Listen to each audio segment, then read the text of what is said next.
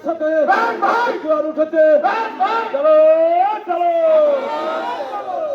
বিসমিল্লাহির রহমানির রহিম। বাংলাদেশ জাতীয়তাবাদী দল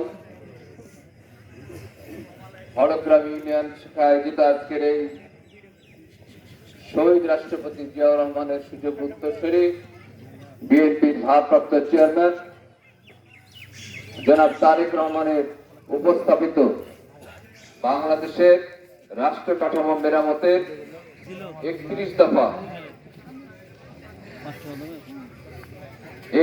দফা জনগণকে অবহিত করার জন্য আজকের আমাদের এই সভার সভাপতি জাতীয়তাবাদী দল হলগ্রাম ইউনিয়ন শাখার সাবেক সাধারণ সম্পাদক আমাদের রিয়াজুল ইসলাম রিয়াজ ভাই, বিশেষ অতিথি হিসেবে উপস্থিত আছেন বাংলাদেশ জাতীয়তাবাদী দল রাজশাহী জেলা শাখার অন্যতম সদস্য বাবা উপজেলা বিএনপির সাবেক সাধারণ সম্পাদক আমাদের আলী হোসেন আলী ভাই, বিশেষ অতিথি হিসেবে উপস্থিত আছেন জাতীয়তাবাদী দল কাটাখালী পৌর বিএনপির সংগ্রামী সদস্য সচিব সাবেক ছাত্র নেতা আমাদের নাজমুল হক নাজমুল, বিশেষ অতিথি হিসেবে উপস্থিত আছেন জাতীয়তাবাদী ছাত্রদল রাজশাহী জেলা শাখার সাবেক ভারপ্রাপ্ত সভাপতি বর্তমানে রাজশাহী জেলা স্বেচ্ছাসেবক দলের সদস্য সচিব আমাদের শাহরিয়ার আমিন বিপুল। আমাদের মাঝে উপস্থিত আছেন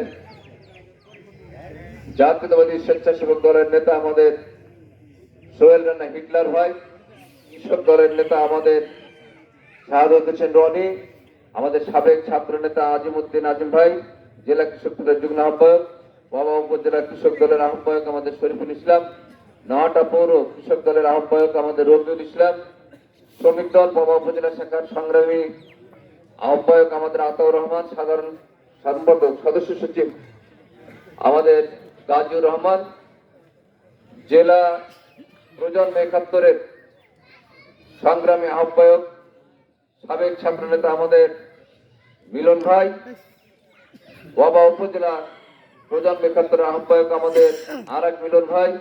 আমাদের মাঝে উপস্থিত আছেন বিএনপি নেতা আমাদের হুজরিপাড়ার মজিবুর ভাই, হুজরিপাড়া ইউনিয়নের ভারপ্রাপ্ত চেয়ারম্যান আমাদের শহীদ ভাই শহীদুল ইসলাম। আমাদের মাঝে উপস্থিত আছেন হরিপুর ইউনিয়নের সাবেক সভাপতি আমাদের শামসুল হাজি শামসুল ভাই।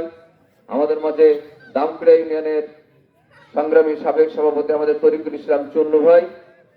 আমাদের মাঝে আরো উপস্থিত আছেন জাতীয়তাবাদী ছাত্রদল নহাটা পৌর শাখার এই বাবা উপজেলা শাখার সাবেক সভাপতি বর্তমানে বিএনপি নেতা আমাদের সেন্টু কুমার সাহা, হরিয়ান বিএনপি নেতা আমাদের সাইফুল ভাই, মনসুর ভাই, আমাদের সহ সকল পর্যায়ের নেতৃবৃন্দ, জহরুল ভাই সহ আমার সামনে আমার বন্ধুবর মাইনুল ভাই, নুরুন নবী ভাই, নাসির মামা এখানে আমি দেখতে পাচ্ছি, সহ সকল পর্যায়ের নেতৃবৃন্দ এবং কৃষক শ্রমিক দল বাবা উপজেলা শাখার সিনিয়র যুগ্ম আহ্বায়ক আমাদের মাজদার রহমান, যুগ্ম আহ্বায়ক আমাদের মিজানুর রহমান মিনু ভাই সহ সকল নেতৃবৃন্দ সকলকে জানাই এবং আমার এই সামনে উপবিষ্ট হলগ্রাম ইউনিয়নের বিএনপি নেতৃবৃন্দ, হলগ্রাম ইউনিয়নের সর্বসাধারণ সকলকে জানাই জাতীয়তাবাদী দল রাজশাহী জেলা শাখার পক্ষ থেকে আপনাদের আন্তরিক অভিনন্দন। আসলে রাষ্ট্র কাঠামো মেরামতের 31 দফা কি, সেইটি তারেক রহমান বিগত 2 বছর আগে 2022 সালে তিনি উপস্থাপন করেছেন জাতির সামনে। কারণ হচ্ছে যে বাংলাদেশের পুলিশ প্রশাসন আওয়ামী লীগের লাঠিয়াল বাহিনীতে পরিণত হয়েছে, পুলিশ প্রশাসন ধ্বংস করে দিয়েছে। বাংলাদেশের সিভিল প্রশাসন আমলাদেরকে ওখানে আওয়ামী লীগের লোকজনকে বসিয়ে দেওয়া হয়েছে। বাংলাদেশের আদালত সর্বোচ্চ বিচারালয় থেকে শুরু করে নিম্ন আদালত পর্যন্ত সকল পর্যায়ে আওয়ামী লীগের দলীয় বিচারপতি বসিয়ে দেওয়া হয়েছিল, ওই মানিকের মতো লোকজনকে বসিয়ে দেওয়া হয়েছিল, যে বিচার বিভাগের সমস্ত নিরপেক্ষতা হারিয়ে ফেলেছে। বাংলাদেশের নির্বাচন ব্যবস্থা আপনারা সকলেই জানেন, 2014 সালে বিনা ভোটের নির্বাচন, 2018 সালে দিনের ভোটের রাতে করার নির্বাচন, 2024 সালে আমি আর মামুর দামি নির্বাচন। এই 3 নির্বাচনে তথা বাংলাদেশের সমস্ত নির্বাচন, ইউনিয়ন পরিষদ আপনারা দেখেছেন অতীতে কি হয়েছে, উপজেলা পরিষদ কি হয়েছে আপনারা অতীতে দেখেছেন। তারপরে হচ্ছে সকল আপনার হলো পৌরসভাগুলিতে নির্বাচনের নামে প্রহসন হয়েছে, আওয়ামী লীগের লোকজনকে ঘোষণা দিয়ে বসিয়ে দেওয়া হয়েছে, বাংলাদেশের নির্বাচন ব্যবস্থাকে ধ্বংস করে দেওয়া হয়েছিল। সেই কারণে এবং বাংলাদেশের গণতন্ত্রকে ধ্বংস করে দেওয়া হয়েছিল। কোথাও কথা বলার স্বাধীনতা ছিল না।